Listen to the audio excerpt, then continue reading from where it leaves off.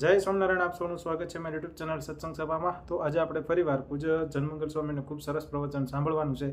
આજના આ પ્રવચનની અંદર કોમેડી રમૂજી પ્રસંગો તો ખૂબ છે, પણ સાથે શીખવાની જે વાત છે કે આપણે માનસિક શાંતિની સાચી શોધ ક્યાં કરી શકાય। જ્યાં મિત્રો આજની આ ભાગદોડ ભરી જિંદગીની અંદર માણસ જે રીતે પૈસા કમાવા પાછળ ભાગદોડ કરી રહ્યો છે, એમાં પૈસા તો મળે, રૂપિયા તો મળે, પણ એની સાથે માનસિક શાંતિ પણ એટલી જ ગુમાવી રહ્યો છે જેટલી એ પૈસા કમાય છે। તો માનસિક શાંતિ મેળવવા ખરેખર એક સાચા ગુરુની આપણા જીવનમાં ખૂબ જરૂરી હોય છે। આજે આપણે આ પ્રવચનની અંદર શીખીશું અને માનસિક શાંતિ મેળવવી જીવનમાં કેટલી જરૂરી છે અને સફળતામાં પણ માનસિક શાંતિનો કેટલો અહમ ભાગ છે એ પણ આજે આપણે આ પ્રવચન અંદર શીખીશું। તો વિડીયો સંપૂર્ણ જોઈ, વિડીયો લાઈક કરો, વિડીયો શેર કરો અને ચેનલને જરૂરથી સબસ્ક્રાઇબ કરો। તો આવો દુઃખની વ્યાખ્યા હનુમાનજી કરે છે। આપણે દુઃખ કેવું હોય છે? લાઈટ જતી રહી દુઃખી થઈ, કપાસના ભાવ બેસી જાય દુઃખી થઈ, ભગવાનનું સ્મરણ જેને બંધ થઈ જાય છે એ માણસ દુઃખી થાય છે। આ તો લક્ષ્ય જ નથી મનુષ્યની। કોઈ તમે આંધળા માણસને જમવાનું આમંત્રણ આપો તો એકલો આવે 12 વાગે? દેખતા માણસનો હાથ પકડીને આવે। એમ જે કાંઈ સુખ છે ને ભૌતિકમાં એ દુઃખનો હાથ પકડીને જ આવે છે। ગુણાતીતાનંદ સ્વામી લખ્યું છે કે માયામાં જે કાંઈ સુખ છે એ દુઃખ વગરનું હોય નહીં। દરેક મનુષ્યોને સુખ, રાજા બી દુખી અને રંગ બી દુખી આપે છે। રાજાઓને શું દુઃખ હોય છે? ગરીબ તો દુખી હોય, પણ રાજા બી દુખિયા છે। એક રાજાને એવો વિચાર આવ્યો કે મને માનસિક શાંતિ નથી। દુઃખ ઘણા પ્રકારના હોય છે, આર્થિક ન હોય, માનસિક દુઃખ હોય। તમને બધી રીતે સુખી હોય, બે શબ્દ કોઈક બોલે તો કડવા, એ સુવિધા આપણને શાંતિ આપીએ કે ઘરમાં ગમે તેટલી સુવિધા હોય તો હામા માણસને કંટ્રોલ કરી શકે સુવિધા કે ભાઈ મને આવું કેવું નહીં? શબ્દે માર્યા મરી ગયા ને શબ્દે છોડ્યા રાજ। દ્રૌપદીજી બે શબ્દ કીધા અને મહાભારત થયું, જેની અંદર 35 લાખ માણસનો નાશ થયો એવું લખે છે વ્યાસ ભગવાન। શબ્દ જેવું કોઈ તાકાતમાન નથી। એટલે માણસને બેઠા કરવા માટે પણ શબ્દ છે।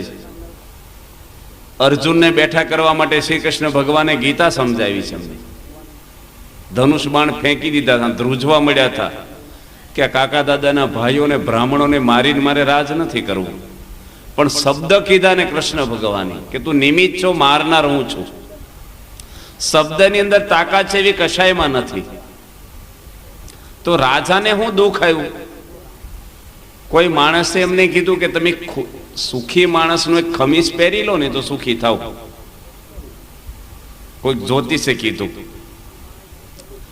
સુખી માણસનો ખમીસ ક્યાં મળે? સિપાહીઓ બધે હોધવા નીકળ્યા।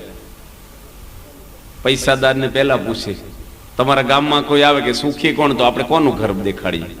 જેને કે વધારે પૈસા હોય એનું દેખાડીએ ને આપણે કે ઝૂંપડપટ્ટી વાળા લઈ જઈએ। એટલે રાજાના માણસો એમ કે હું મોં માગ્યું ઇનામ મળશે। એક માણસ બહુ આમ સોનાથી લથબથ ને આમ ઘરેણા પહેરેલા ને આમ જતો હશે, રૂપાળો માણસ, વ્યવસ્થિત, નાની ઉંમર। કીધું ખમીસ આપો ને તમારું। કે હું કરું છું? કે રાજાને જોઈ છે કે આપી દઉં। ખમીસ લીધા પછી કે તમે સુખી છો ને? કે હમણાં જ ઝઘડો કરીને આવ્યો છે મારા કુટુંબમાં જ। સુખ નથી, માનસિક ત્રાસ બહુ છે। કોઈ પણ ને પૂછે, પણ એક વ્યક્તિ નદીમાં સ્નાન કરતી હતી અને મહાત્મા હતા ને એટલા મસ્તીમાં નાતા હતા કે સુખી છો? કે બહુ સુખી છું, દુઃખ કે જોયું જ નથી। કે તમારું ખમીસ આપો ને? કે ખમીસ હું પહેરતો જ નથી કે છે, હું તો એમનેમ જ ફરું, જેને ઘર સુખ છે એ ખમીસ નથી પહેરતો કે છે। એમ માણસને સુખ છે ને એ કઈ ખમીસ પહેરે નથી થતું, પણ માનસિક માણસ જેને આગળ સગવડ છે ને સુખ નથી, અને સગવડ નથી અને દુઃખ છે કે મારે ઘર છે નહીં। એટલે દરેક માણસને સુખ થવા માટે, આ જગતના સુખો લેવા માટે મહાન પુરુષો વાતો કરે છે કે એક વટે માર્ગો પોતે જતો હશે ને મધના ટીપા મોટા કૂવામાં પડતા હતા। વડલાની ડાળ મોટી ફંટાણી હશે, 100 હાથ ઊંડો કૂવો હતો જેમાં કાળા નાગ રહેતા હતા। પુરાણોની અંદર આ કથા આવે છે। ભાઈને બહુ જ ભૂખ લાગેલી, મધ એને વાલું, પણ કૂવામાં ટીપા જાય છે. વડવાઈ પકડી અને અધ્ધરથી બે ટીપા મોઢામાં લે છે. આમ કૂવામાં શરીર જોખાણેલું છે એનું. કોઈ કીધું કે ભાઈ તું પડીશ, તો કૂવામાં પડીશ. આ બાજુ આવતો રહે કે મેં વડવાઈ પકડી છે ને અને મોટા મોટા ટીપા પડે છે મધના, તો હું ભૂખ્યો છો થોડાક લઈ લઉં.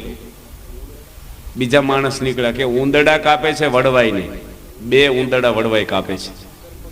હમણે કપાશે ને તું અંદર પડીશ, અંદર કાળા નાગ રહે છે, 100 હાથ ઊંડો કૂવો છે પાણી વગરનો, તું મરી જશે.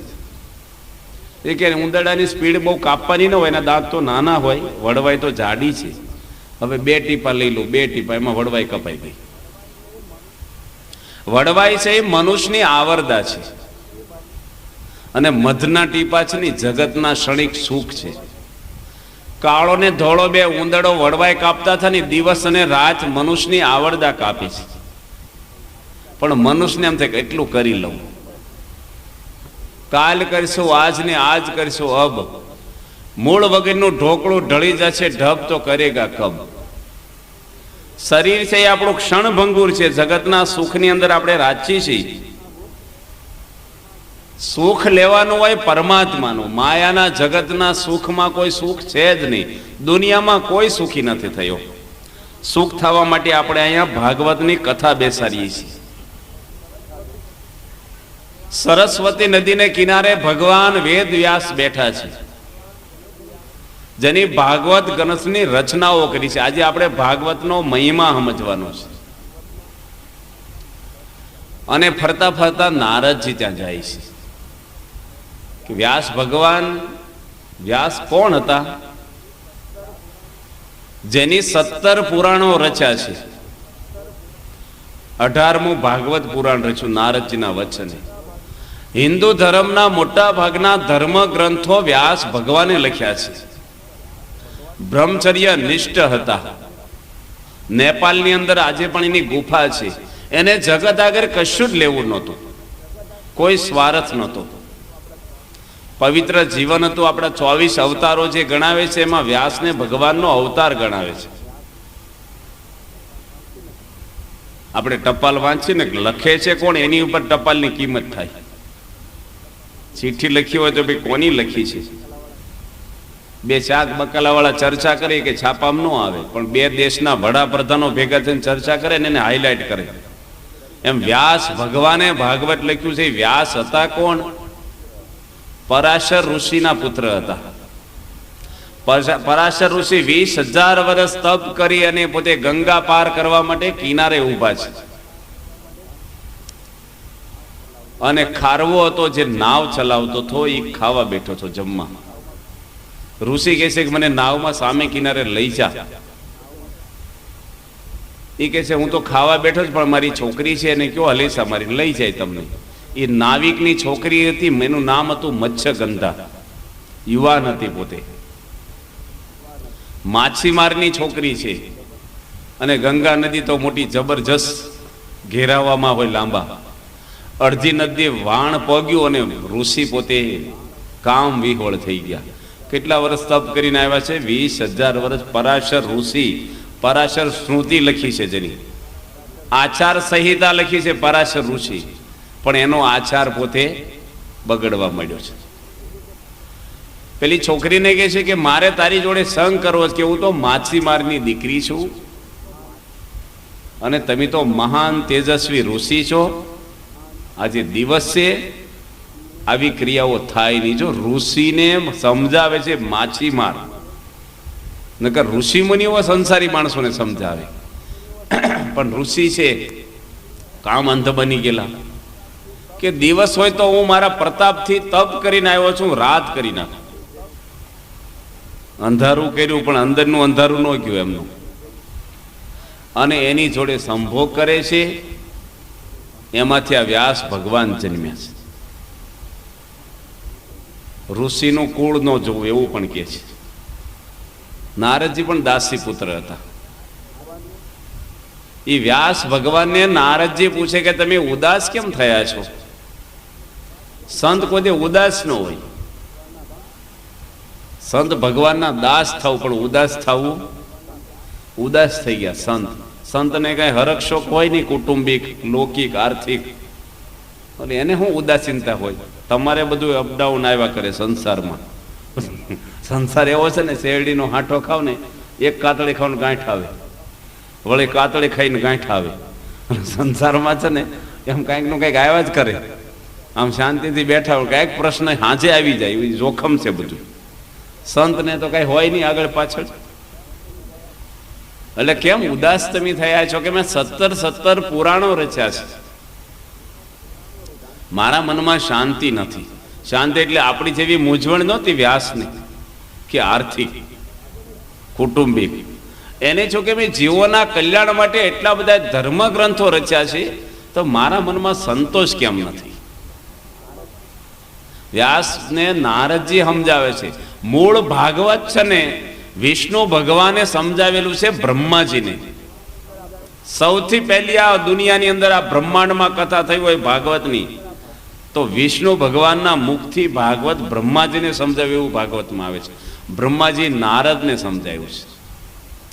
નારદજી પોતે વ્યાસને વાત કરે છે આ ભાગવતની, ચરિત્રોની. 4 શ્લોકનું ભાગવત હતું. અને વ્યાસ પોતે કોને સમજાવવાના છે? એના દીકરા સુખદેવજીને. અને સુખદેવજી રાજા પરીક્ષિતને છેલ્લે સમજાવે છે.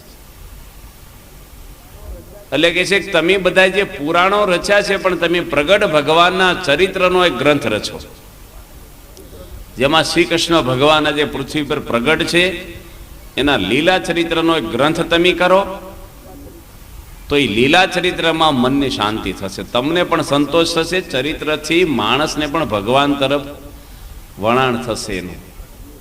અને વ્યાસ ભગવાન આ ભાગવતની રચનાઓ કરે છે. વ્યાસ ભગવાનના દીકરા હતા સુખદેવજી. સુખદેવજીની કથા પણ આપણે સાંભળવી જોઈએ કે સુખદેવજી કોણ હતા જે પરીક્ષિતને ભાગવત સંભળાવવાના છે. સુખદેવજી પોતે આગલા જન્મમાં પોપટનું બચ્ચું હતા. આપણે અમરનાથની જાત્રા કરવા લોકો જાય છે. અમરનાથની ગુફામાં મહાદેવજીને પાર્વતીજી બિરાજમાન છે. મહાદેવજીના ગળામાં બધી રૂંઢ માળાઓ પહેરી છે. રૂંઢ માળા કહેતા માણસની ખોપરીની માળા શંકર ભગવાને પહેરેલી છે. પાર્વતીજી પ્રશ્ન કરે કે મહાદેવજી, આ તમે માળા છે ને પહેરી છે? કે ખોપરીઓની માળા છે આ બધી, રૂંઢ માળા. કે કોની ખોપરી છે એટલી બધી? કે તારી જ ખોપરી છે આ બધી. તું મરી જાશો ને તારું હું ખોપરી મારા ગળામાં પહેરી લઉં છું માળા રૂપિયાની. એટલી બધી વાર હું મરી છું? કે હા. પાર્વતીજી કહે છે કે મહાદેવજી તમારી ખોપરીઓની ક્યાં છે? મહાદેવજી કહે તો હું તો મરતો જ નથી, અમર છું. પાર્વતીજી કે એવું કેવું કે હું મરી જાઉં ને તમે અમર રહો, મને પણ અમર વિદ્યાનું જ્ઞાન આપો ને. અમરનાથની ગુફા એટલે કહેવાય છે જ્યાં કુદરતી બરફનું લિંગ થાય છે. અને અમર વિદ્યાનું જ્ઞાન મહાદેવજી પાર્વતીજીને ત્યાં આપ્યું, એટલે લોકો અમરનાથની જાત્રા કરવા જાય. જ્ઞાન કોઈ નથી સાંભળતું ત્યાં જઈને, ખાલી પગે લગીને પાછા આવે. તમે દવાખાનામાં આંટો મારીને પાછા આવો તો રોગ મટી જાય, રહોડામાં આંટો મારીને પાછા નીકળી ભૂખ જાય. તીર્થો આ રીતે જ થાય છે, એટલે માણસના પરિવર્તનો નથી થતા. પાર્વતીજી પ્રશ્ન પૂછો કે મને અમર વિદ્યાનું જ્ઞાન આપો. અને મહાદેવજી પોતે વિચાર કર્યો કે અમર વિદ્યાનું જ્ઞાન પાર્વતીજીને મારે આપવું છે, કારણ કે એને ભૂખ છે. પણ બીજા કોઈ સાંભળી ન જાય એટલે એની ડમરું વગાડ્યું. કારણ કે અમુક દવા છે ને અમુક માણસને જ દેવાની હોય. બાળકની દવા જુદી હોય, અમુક હઠીલા રોગ હોય, દવા અમુકને પછી જતી હોય, એને સ્ટીરોઇડ વાળી સ્ટ્રોંગ ડોઝ આપે. એમ મહાદેવજી કે ભાઈ આ જ્ઞાન છે ને કોઈક અપાત્ર સાંભળી જશે, એટલે એની એવું જોશમાં ડમરું વગાડ્યું મહાદેવજી. એટલે બધા પ્રાણીઓ, પશુઓ, પક્ષીઓ, મનુષ્યો જે કાંઈ એટલા જોજનોમાં હતા ને બધા ભય પામીને ભાગી ગયા. અને પાર્વતીજી સાંભળે છે ને શંકર ભગવાન એને જ્ઞાન આપે છે અમર વિદ્યાનું. મૃત્યુ થાય જ નહીં. મરવું તો સુખદેવજી એવી રીતે કહે છે કે એવું મરવું કે ફરીને મરવું ન પડે. એ મર્યો કહેવાય માણસ. આપણે મરીએ ને એ ખોટું મરીએ છીએ, ફરીને મરવાનું જ પાછું જન્મી. પણ માણસ એવી રીતે મરે કે ફરીને એને મૃત્યુ જ ન આવે. મહાદેવજી જ્ઞાન આપવા માંડ્યા અને થોડી વાર પછી હોંકારો છે ને કોઈ બીજાઈ આવ્યો. કથામાં પેલા હોંકારા હરે હરે કરતા પહેલાના જમાનામાં. અત્યારે મજા ન આવે કોઈ વચ્ચે આવું બોલે તો. મહાદેવજી વિચાર કર્યો કે અવાજ કેમ બદલાઈ ગયો, કારણ કે આંખો બંધ કરીને જ્ઞાન આપતા છે અને જોયું તો પાર્વતીજી પોતે ઊંઘે છે. આ કથામાં ઊંઘે આવે. અમુક ઝીણું જ્ઞાન એવું હોય ને તમને દષ્ટાન પ્રસંગ કે અમુક કે એવું ન કે ને એટલે માણસને ઝોલા ચડે. અને કથા છે ને ભક્તાણી છે. નિંદ્રા દેવી આવે ને કુંભકર્ણમાં માગી લીધું એટલે માણસને સેજે સેજે ઊંઘ આવે. કથાનો અવળો અર્થ શું થાય? થાક લાગે. થાક ઉતરે ખરો હોય. અહીં બેઠા હોય શાંતિથી એટલે સેજે સેજે માણસને આંખો ઘેરાય. શંકર ભગવાન આંખો ખોલી જોવે તો પાર્વતીજી ઊંઘે છે. જગાડ્યા, જ્ઞાન સાંભળવા બેઠા છો તમે અને ઊંઘો છો? એ કે મને ઝોલું આવી ગયું. એનો તો વાંધો નથી, પણ હોંકારો કોની આપ્યો? સાંભળી કોણ ગયું? એકદમ મહાદેવજી આમ ચારે બાજુ જોવા મળ્યા ને તો એક વૃક્ષ, કારણ કે અમરનાથની ગુફા ત્યાં છે જંગલમાં. એ જમાનામાં એવી ઝાડીઓ બધી હતી. ગુફામાં એક પોપટનું બચ્ચું બેઠેલું, કારણ કે એ ઉડ્યું નહોતું, એને પાંખો જ ફૂટી નહોતી, એટલે કેવી રીતે ઉડે? મહાદેવજી વિચાર્યું કે આ હોંકારો કોકી દીધો. આમ બધી જોઈ તો પોપટનું બચ્ચું ડોકું બહાર કાઢી અને કથા સાંભળતું હતું. મહાદેવજી વિચાર કર્યો કે આ સાંભળી ગયું, એટલે સીધું ત્રિશૂળ લીધું એને મારવા. અને જેવું મારવા જાય છે ને તો પોપટનું બચ્ચું ઉડી ગયું. કઈ પાંખો ફૂટી? એને જ્ઞાનની પાંખો ફૂટી. અને ઉડી અને વ્યાસ ભગવાનના પત્ની હતા વાટિકાજી, એના પેટના એના ગર્ભમાં એ બચ્ચાનો જીવ જતો રહ્યો. પોપટનું બીજું નામ શું કે છે? સુખ. અને પોપટે જે ચાંચ મારી હોય ને ફળ કેવું હોય? મીઠું હોય. સુખદેવજી થયા એ પોતે જ 12 વર્ષ સુધી ગર્ભમાં રહ્યા કે છે. સામાન્ય માણસ 9 મહિના બાળકે જન્મે, 9 થી 10 મહિને વધી. કેટલા મહિના રહ્યા? 12 મહિના સુધી. હિરણાકશ્યપુ ને હિરણાક્ષ 100 વર્ષ સુધી રહ્યા, એવું ભાગવતમાં લખ્યું છે. માના પેટમાં 100 વર્ષ રહ્યા. એ હારું ને જલ્દી બહાર ન આવવાનો ઉપાધિ કરે રેલી. એટલે સુખદેવજી પોતે માના પેટમાં છે ને વ્યાસ ભગવાન કેશી વ્યાસના દીકરા થયા ને. વાટિકાજી વ્યાસના પત્ની હતા. પહેલાના જમાનામાં છે ને સ્ત્રીના સંગથી ઉત્પત્તિ નહોતી થતી, મંત્રથી પણ થતી, ઔષધિથી પણ થતી, સતીના સતથી પણ પુત્રો ઉત્પન્ન થતા, યજ્ઞથી પણ ઉત્પન્ન થતા. વ્યાસ ભગવાન કહે છે કે તમે બહાર આવો, કારણ કે તારી માને કેટલો ભાર લાગે, તું 12 વર્ષથી માના પેટમાં છો. સુખદેવજી કેવા પુરુષ હતા? અમર વિદ્યા એટલે આત્માનો નાશ નથી થતો. કોઈ મનુષ્ય દુનિયામાં મરતા જ નથી કે છે. આપણે બાળવા જઈએ છીએ ને, કોને બાળો છો? તમે શરીરને ખોખાને બાળો છો, મનુષ્યને ક્યાં બાળો છો? ફલાણા ભાઈ ગયા એટલે નામ ગયું છે માણસને, બીજું કઈ નથી જતું. કોઈ મરતો જ નથી એવું લખે છે. ગીતાની અંદર શ્રી કૃષ્ણ ભગવાન કહે છે જેમ કપડાં બદલાય ને એમ માણસના શરીરો બદલાય છે. ઘણા ગામડામાં કહેવત છે, કોઈક મરી જાય ને પછી કે અમારા દાદા દેખાય છે, તો એટલે હળગાવી દીધા, રખ્યા થઈ ગઈ, પછી દેખાણા કેમ ના? હાવ ધૂળ થઈ ગયા, ઉડી ગઈ રખ્યા, તમે નજર સામે બાળ્યા, પછી કેવી રીતે દેખાણા? તો કોઈ મરતું, તમે જૂના ઘરમાંથી નવા ઘરમાં રહેવા જાઓ તો મરી ગયા કહેવાઓ. અહીંથી સુરત કે ભાવનગર જાઓ તો મરી ગયા કહેવાઓ, ઘર ખાલી કરીને. આ શરીર ખાલી કરીને આ જીવ બીજા ખોળિયામાં જાય છે. 5 તત્વ અનાદિના લખ્યા શાસ્ત્રોમાં. જીવ અનાદિનો છે. અનાદિનો એટલે એની ઉત્પત્તિ નથી થઈ ક્યારે. આ મકાનની ઉત્પત્તિ, તમારું ગામ અનાદિનું નથી, કારણ કે ગમે ત્યારે યુગો પહેલા પણ બનેલું ગામ છે આ. અને ગમે ત્યારે આનો નાશ પણ થાય, કઈ ભૂકંપ થાય, અતિવૃષ્ટિ અનાવૃષ્ટિની અંદર નાશ પણ થઈ જાય. જીવનો નાશ નથી થતો, જીવ અમર છે. એટલે સુખદેવજીને આ જ્ઞાન આપ્યું મહાદેવજી કે જીવ અનાદિનો છે, માયા પણ અનાદિની છે. 5 તત્વની વાત કરતા જીવ અનાદિનો, માયા પણ. ભગવાન રામના વખતમાં સતયુગ હતો, માયા હતી કે નહોતી? બહાર તો હતી, એના ઘરમાં હતી. રાવણને તો હતા માયાવી, પણ મંથરા માયાનું સ્વરૂપ હતું. શ્રી કૃષ્ણ ભગવાન હતા ત્યારે માયા હતી. કળયુગમાં માયા છે એવું નથી. અમુક વસ્તુથી દૂર રહો ને તો તમે સતયુગમાં જ છો. એ ભાગવતની અંદર કથા આવશે આપણે. માયા પણ અનાદિની, માયાનો કોઈ નાશ થતો જ નથી.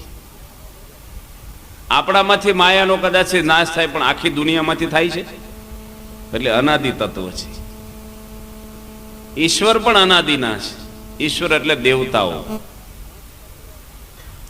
બ્રહ્મ તત્વ અનાદિનું છે ને પરબ્રહ્મ તત્વ અનાદિનું છે. આ જ્ઞાન પાર્વતીજીને મહાદેવજી આપતા હતા, અને સાંભળી ગયો કોણ? પોપટ. સુખદેવજીને વ્યાસ ભગવાન કહે છે કે તમે બહાર આવો ને, જ્ઞાન સાંભળ્યું છે ને. એ બોલ્યા, અંદર રહીને બોલ્યા. માના પેટમાં બાળક બોલે કે હું બહાર આવું ને તો મને બધા સંબંધીનું બંધન થઈ જાય. મમતા થાય છે ને આપણે, હગાવાલાનું બંધન છે. હું ને મારું એ બે જ માયા લખી છે ટૂંકમાં. અથવા એવું ભગવાને લખ્યું છે કે ભગવાન ભજવામાં આડું આવે એ માયા છે, અને બે જ આડું આવતો હોય, હું અને આ મારું. આ બેમાંથી જ બધું પછી વિસ્તાર થાય છે. સુખદેવજી કહે છે હું બહાર આવું તો મને બંધન થઈ જાય. વ્યાસ ભગવાન હતા, એ કહે છે કે હું તમને વચન આપું છું કે તમને બંધન નહીં થાય. તમે જન્મો બહાર, કઈ દીકરો છે ને કઈ હતો નહીં, આશા તો હોય ગરસ્તને. અને જેવા સુખદેવજી જન્મ્યા ને એવા દોડવા મળ્યા. કે છે માણસને દુનિયામાં એટલો કમજોર હોય છે ને કે એને ચાલતા 10 મહિના લાગે છે. ગાયનું વાછડું જોજો, જન્મે ને બીજે દાડે હાલવા મળે, તરત ઊભું રહેવા મળે આમ થોડી વારમાં જ. અને મનુષ્યને બેહતા શીખવાડવો પડે, પડી જાય બેસી નો એક. સુખદેવજી તો એવા સિદ્ધ પુરુષ હતા ને, જેવા જન્મ્યા એવા દોડવા જ મળ્યા. વ્યાસ ભગવાન પાછળ દોડે છે. જો બંધન કોને થયું? વ્યાસને થયું. વ્યાસ બોલ્યા હું તમને કહું છું બંધન નહીં થાય, પણ એને જ થયું. અપસરાઓ બધી સ્નાન કરતી હતી એક સરોવરમાં. સુખદેવજી નીકળ્યા તો કપડાં ના પહેર્યા એને, પણ વ્યાસ નીકળ્યા ને ત્યારે કપડાં પહેરી લીધા. વ્યાસ પ્રશ્ન પૂછે છે કે આ મારો દીકરો નીકળ્યો આગળ કેમ કપડાં ન પહેર્યા, માનને લઈને પહેર્યા? કે સુખદેવજીની દ્રષ્ટિમાં સ્ત્રી પુરુષ એવો ભેદ જ નથી. જે સુખદેવજી પરીક્ષિતને કથા સંભળાવવાના છે, સુખદેવજી કોણ હતા? જનક રાજાના દરબારમાં સુખદેવજી એ જાય છે, એવો પ્રસંગ આવે છે, અને નારદજી પણ સાથે ગયા છે. બે એક સાથે પહોંચી ગયા છે. જનક તો મહાન હતા, અને જનક રાજા મૂંઝાઈ ગયા કે આ બે મહાન પુરુષો આવ્યા છે, તો પેલા પૂજન કોનું કરવું આમાંથી? કારણ કે પેલા ઋષિ મુનિઓને બહુ પૂજન પહેલું કોનું કરવું? એની પત્ની જનકની કહે છે કેમ મૂંઝાવ છો? કે નારદજી પણ આપણે ત્યાં પધાર્યા છે અને સુખદેવજી પણ આવ્યા છે, તો પહેલા મારે પૂજન કોનું કરવું? આપણે ત્યાં સંતો આવ્યા તો પૂજન તો કરવાનું છે. પહેલાના રાજાઓ તો બહુ આદર ભાવ આપતા, સાધુ સંતો ઋષિઓને. પેલા સંતો એવા હતા ઊંચી ક્વોલિટી, બધું ભેગું જ હતું સરખું. અત્યારે બધું સરખું એવું છે. એની પત્ની કીધું કે તમે મૂંઝાશો નહીં, હું તમને એનો પ્રશ્નનો જવાબ આપી દઉં. પેલા કોનું પૂજન કરવું? અને રાણી તો શણગાર સજેલી તૈયાર હોય, સીધી જ જઈ અને બે હિંડોળે બેઠેલા સુખદેવજીને નારદજીની વચ્ચે જઈને બેસી ગઈ જનકની પત્ની. નારદજી ભાગ્યા અને સુખદેવજી બેઠા રહ્યા. જનકની પત્ની કહે છે કે આ સુખદેવજીની પહેલી પૂજા કરો. કે નારદજીને ખબર છે કે આ સ્ત્રી છે ને મને કદાચથી આભડછેડ તો ન કહેવાય, પણ કાંઈક મને મનમાં આઘું પાછું થશે. અને નારદને એકવાર થયું છે એવી કથા આવે છે. અને સુખદેવજીની દ્રષ્ટિમાં સ્ત્રી હું ને પુરુષ હું ભાવ જ નથી. કારણ કે સ્ત્રી છે એ પણ હાડપિંજર છે, ચામડું મટ્યું છે, અને પુરુષ પણ એ છે. આ કીડીયું જતી હોય આપણે લાગે, યુવાન કોણ ને બાળક કોણ, રૂપાળી કોણ. મહાન પુરુષની દ્રષ્ટિમાં કોઈ ભેદ જ નથી હોતો. તો આવા સિદ્ધ પુરુષ સુખદેવજી હતા, જે પરીક્ષિત રાજાને કથા સંભળાવવાના છે. એ સુખદેવજી જ્યારે ભાગ્યા ને ત્યારે વ્યાસ ભગવાન વૃક્ષોમાં રહીને બોલે છે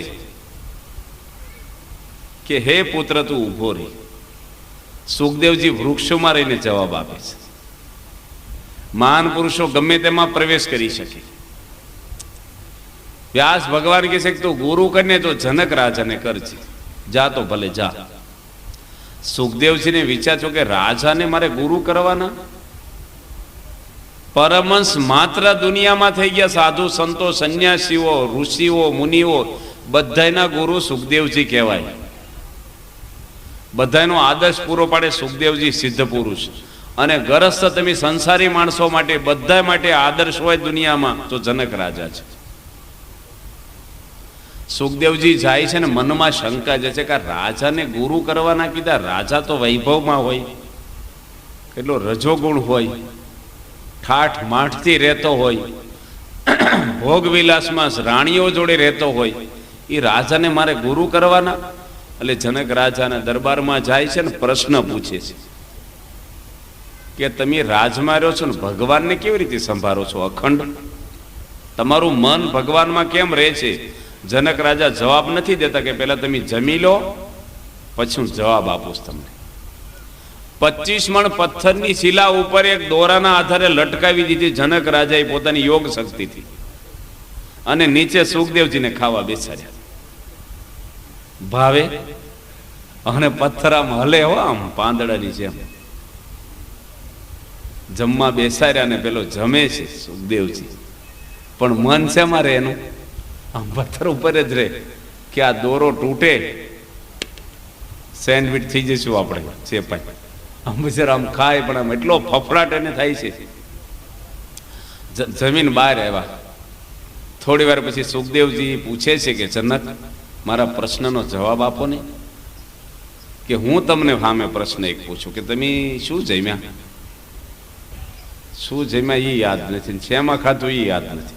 મને છે ને પથ્થર જ દેખાતો જોઈએ આમ જમતા જમતા. જનક રાજા કે તને પથ્થર દેખાતો ને એમ મને ભગવાન દેખાય છે. આ જવાબ પ્રશ્નનો. રાજમાં મને કાંઈ મોહ નથી. તો આવા સુખદેવજી સિદ્ધ પુરુષ ભાગવતની કથા પરીક્ષિત રાજાને સંભળાવે છે. કથાનો શાસ્ત્રમાં ખૂબ મહિમા લખ્યો છે. દુઃખને હરે ને સુખને હરે ભગવાનની કથા છે. ભગવાનના લીલા ચરિત્રની અંદર શાંતિ છે. શ્રીમદ ભાગવત છે એ વૈષ્ણવો ભગવાનનું સ્વરૂપ માને છે, વાંગમય સ્વરૂપ કે છે ભગવાનનું. આખા દુનિયામાં વધારેમાં વધારે કોઈ પણ ગ્રંથની પારાયણો થતી હોય તો શ્રીમદ ભાગવતની થાય છે.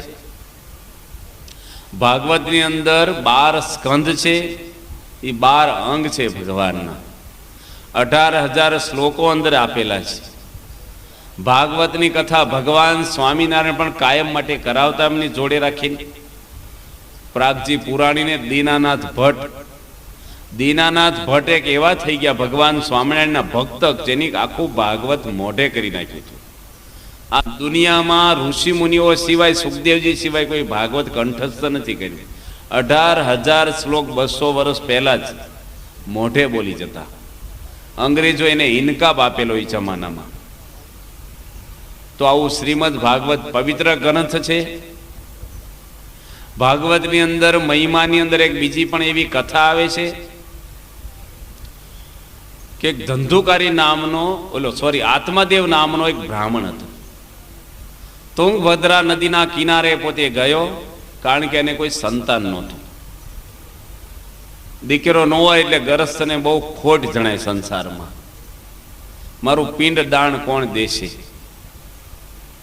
નરકમાંથી મને કોણ ઉગારશે?